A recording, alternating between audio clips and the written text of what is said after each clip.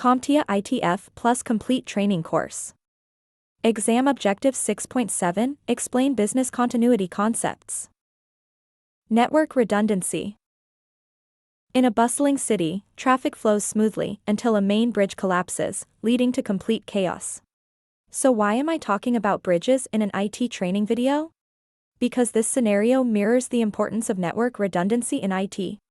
Just as a backup route or detour can prevent traffic chaos when a bridge collapses, network redundancy can ensure that data continues to flow even if a part of the system fails. Without such redundancy, a single point of failure can disrupt the entire network. Network redundancy is an important strategy used in IT to ensure uninterrupted service, and it frequently hinges on the deployment of redundant network devices. To paint a clearer picture, consider a business that relies on a network to access resources across the internet. If this business uses only a single router to manage and direct all its incoming and outgoing traffic, it places itself at risk. Why? Because if that sole router encounters any issues or fails, the entire network can come to a standstill, potentially causing significant disruptions to operations.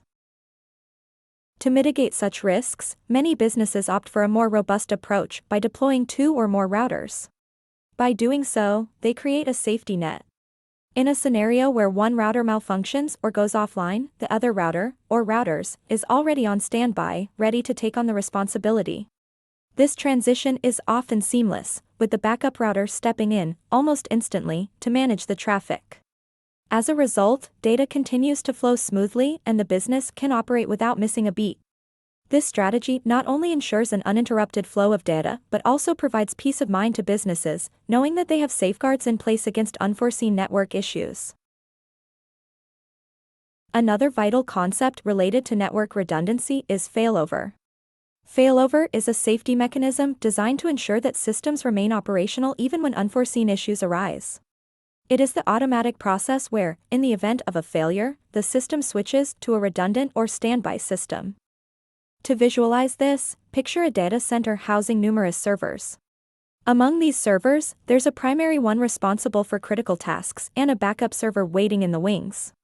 Now, servers, like any technology, can sometimes face issues, be it due to hardware malfunctions, software glitches, or external factors. If, for any reason, the primary server falters, failover mechanisms can spring into action. Without requiring manual intervention, a failover can redirect tasks and operations to the backup server. This transition is so smooth and swift that users accessing applications or services hosted on that server often remain oblivious to the change.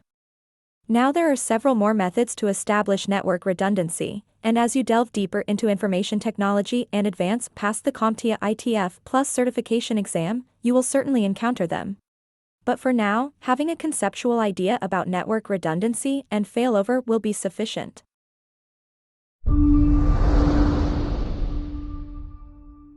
Thank you for watching. Subscribe for more great content.